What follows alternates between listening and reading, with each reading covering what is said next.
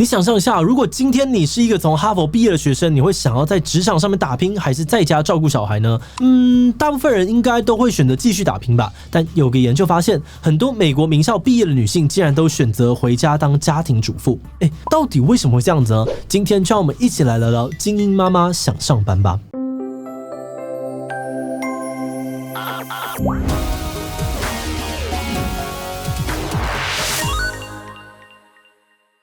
Hello， 大家好，我是志奇。对于我们这辈的人来说，男主外女主内的观念好像已经过时了。现代女性想要工作就可以去工作，而且工作能力够强的话，完全可以在职场上面闯出自己的世界，不一定要在家里面相夫啊教子。感觉起来现代女性的选择好像变多了，但是美国有研究却发现说，在美国名校毕业的女生后来当家庭主妇的比例居然还是很高。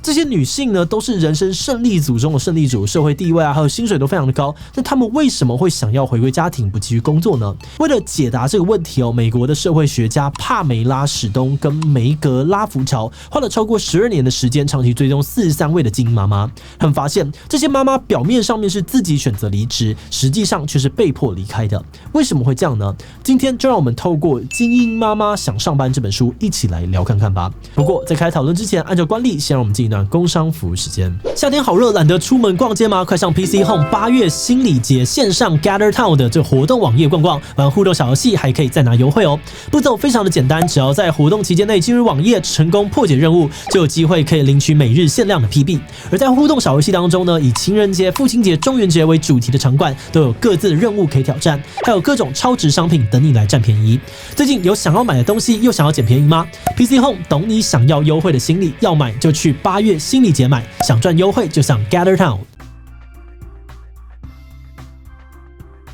精英妈妈想上班这本书访谈了40几位的精英妈妈这些妈妈呢都是从哈佛、耶鲁、麻省理工等等的顶尖名校毕业，有一半的人还是硕士以上的学历，因为他们本身就非常的聪明又努力加上大部分人的家世背景都不错，所以他们毕业之后就很顺利的找到像是医师、律师、银行家等等高薪的专业工作。而且绝大部分受访的精英妈妈呢，在结婚之后跟丈夫也是平起平坐，人生目标一直都是在职场上面功成名就，从来没有把当家庭主妇纳入人生的规划里面，但是这一切都在小孩出生后的几年内发生了改变。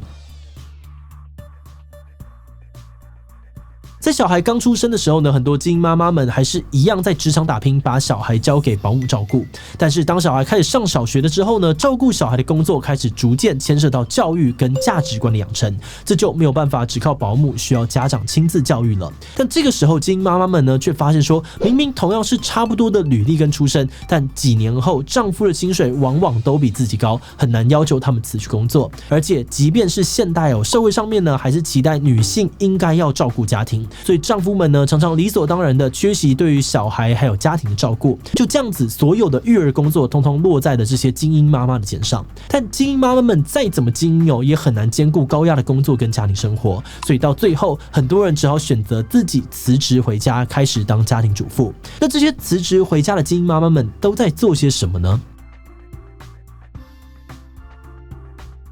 一般家庭主妇的工作可能就是打扫啊、煮饭，但因为精英妈妈们有一定的资本，这些家务工作呢可以请人来帮忙，对他们来说更重要的反而是做好母亲的角色。他们认为花时间关注小孩的成长是十分重要的，这样才可以确保他们的下一代能够持续的维持家族的阶级地位。简单来说呢，就是要确保小孩长大以后能够跟自己一样变成人生胜利组。所以妈妈们除了要帮助小孩克服在学校遭遇到的问题，还要去安排很多的课外活动，培养小孩不同的兴趣跟专长。那有小孩的人一定知道，要帮小孩安排很多的活动，就表示自己要花大把的时间接送小孩。虽然这有点麻烦但精英妈妈呢，也用这样的方式去贴近小孩的生活圈，紧盯着孩子在社交啊跟情感上面的发展，一有不对劲就可以很快的介入协助。有位受访者就提到，他为了要带小孩去参加课外的网球活动，每次呢就要花单趟20分钟的车程，而且一堂课要上2-3个小时，一个礼拜还得要上3-4次。这样算起来一个礼拜呢就耗掉10几个小时。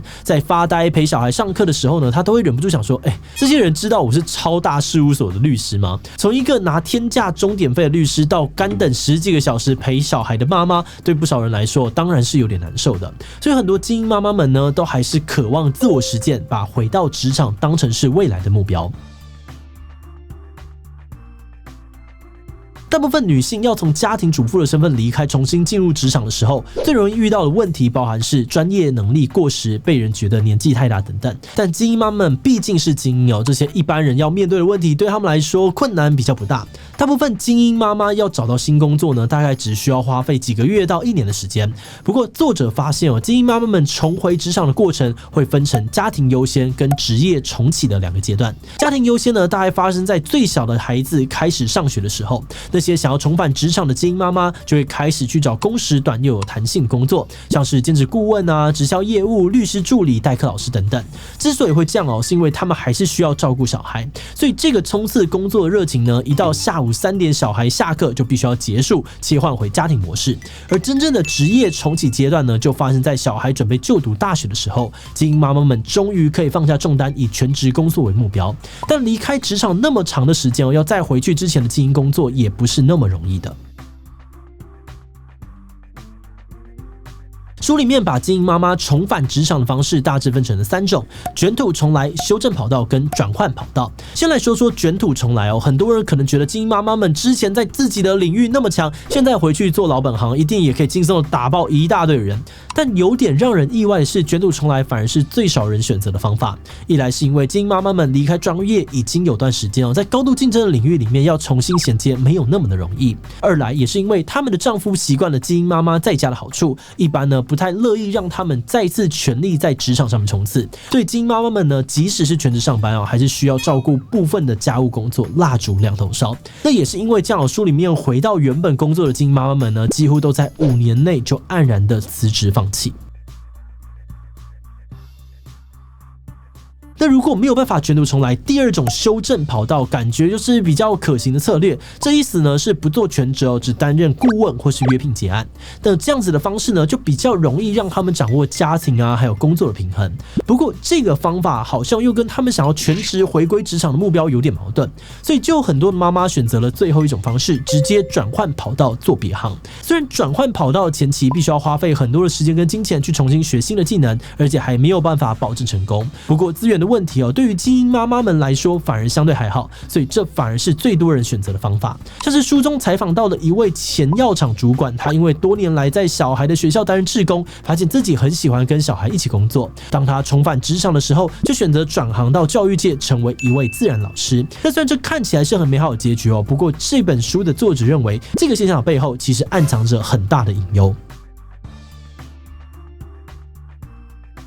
在这本书的访谈结束时呢，有2/3的妈妈已经顺利的重返职场。那虽然薪水比起过去少了很多，但他们都觉得现在的工作让他们更满意。但作者点出这些精英妈妈们的求职经历其实暴露了当代社会的很多问题。一方面来说，精英妈妈毕竟是精英阶级，他们有时间、有人脉、有金钱，可以不在乎薪水去追求有意义的工作。那即便有这样子的特权他们在求职过程也充满着挫败还有辛苦。所以对一般女性来说，重返职场的辛苦程度可能是严重更多的，甚至很多人可能连一开始辞职的选择都没有，只能够过着家庭工作两头烧的生活。而再来，这些精英妈妈们已经可以说是全世界最有才华、最有资源的女性了。所以理论上面来说呢，她们是最有机会去翻转职场性别不平等的人。但很残酷的是，就算是这些精英女性也还是被迫为了家庭而失去追求职业发展的机会。就算是后来成功重返职场，很多人都还是需要避开以男性为主的高薪行业，走向传统以女性为主的照护、